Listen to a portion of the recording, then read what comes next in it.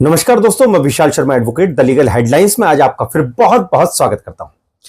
आज की दोस्तों इस वीडियो के अंदर मैं आप लोगों को बताऊंगा कि आप जीरो एफआईआर कैसे दर्ज करवा सकते हैं।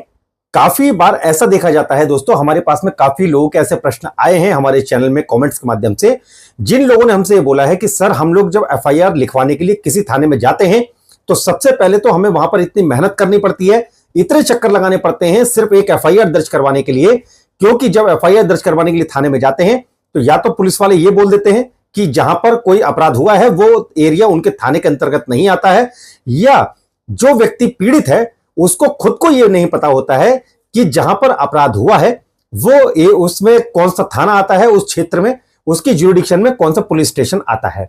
तो दोस्तों मैं आप लोगों को बताना चाहूंगा कि अब ऐसा नहीं होगा। अगर आपके साथ में अपराध भारत में से किसी भी राज्य के अंदर अगर हुआ है,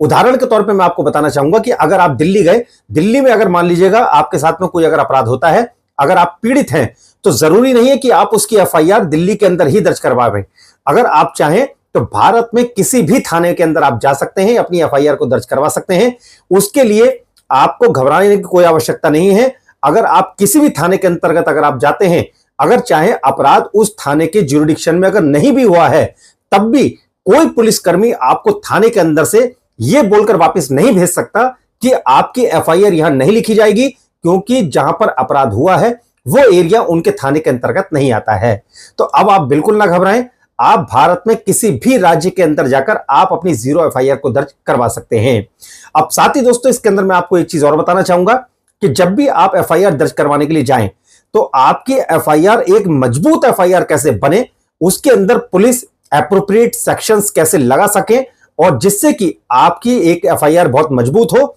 और उसके अंदर एक्यूज्ड के अगेंस्ट बहुत अच्छे और मजबूत सेक्शन उसके अंदर लगवाए जाएं। उसके लिए दोस्तों आपको क्या करना होगा कि जब आप अपनी कंप्लेंट दर्ज करवाते हैं तो आपकी कंप्लेंट के अंदर जो कंटेंट है वो आप स्पेसिफिकली आप जरूर लिखवाएं। जो आपके साथ में घटना हुई है उसकी एक एक चीज, एक एक जगह, और कोई भी ऐसी छोटी से छोटी बात कोई ना रह जाए, आप सारी चीज अपनी तहरीर के अंदर, अपनी कंप्लेंट के अंदर आप लिखकर थाने के अंदर जरूर दें, जिससे कि पुलिस एप्रोप्रिएट एक्शन ले पाएगी। कई बार ऐसा होता है, उदाहरण के तौर पे मैं आपको बताना चाहूंगा कि जैसे कि कहीं किसी का अगर झगड़ा हो जाता है तो अगर वो झगड़े में किसी हथियार का कोई प्रयोग अगर करता है तो आप जल्दीबाजी में जब आप अपनी कंप्लेंट लिखवाते हैं तो आप ये लिखवाना भूल जाते हैं कि उसने आपको किस चीज से आपको क्षति पहुंचाई है। तो आप ये छोटी छोटी चीजें आप जरूर ध्यान रखें, और आप अगर जब अपनी कंप्लेंट दर्ज करवाते हैं तो उसमें कोई भी कमी ना रहे, जिससे कि आपकी एक एफआईआर मजबूत बन सके।